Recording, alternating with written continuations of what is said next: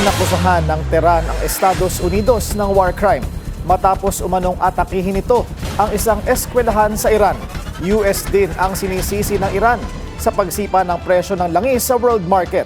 Narito ang agenda report ni Francis Folve.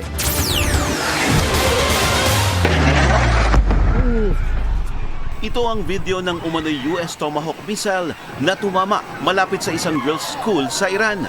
Sa unang araw ng opensiba ng US at Israel, dose-dose ng bata ang namatay sa tinuturing ngayon na war crime ng Tehran.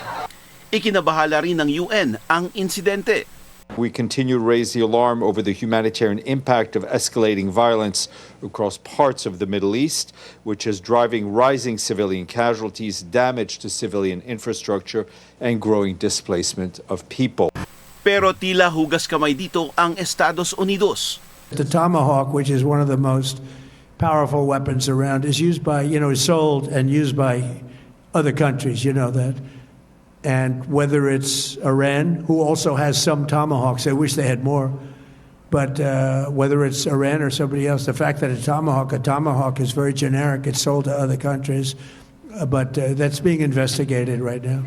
Ang malinaw sa ngayon, ayon kay US President Trump, malapit nang matapos ang gera sa Iran. We know all of the places they manufacture the drones and they're being hit one after another. Their missile capability is down to about 10%, maybe less.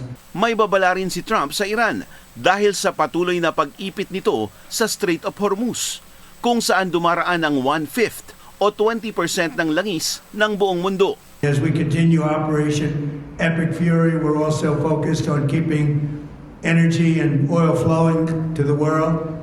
And I will not allow a terrorist regime to hold the world hostage and attempt to stop the globe's oil supply. And if Iran does anything to do that, they'll get hit at a much, much harder level. I will take out those targets that were easy and that I mentioned just before. We'll take them out so quickly, they'll never be able to recover, ever. Ang Iran naman, Estados Unidos at Israel ang sinisisi sa oil crisis. Well, this is not our fault. This is not our plan. The oil production, the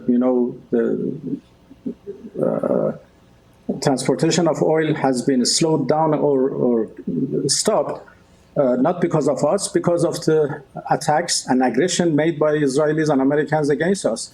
At habang patuloy ang pag-atake sa kanila, giit ng Foreign Minister ng Iran, malabo na ang anumang pag-uusap. Para sa agenda, Francis Folve, Billionaire News Channel.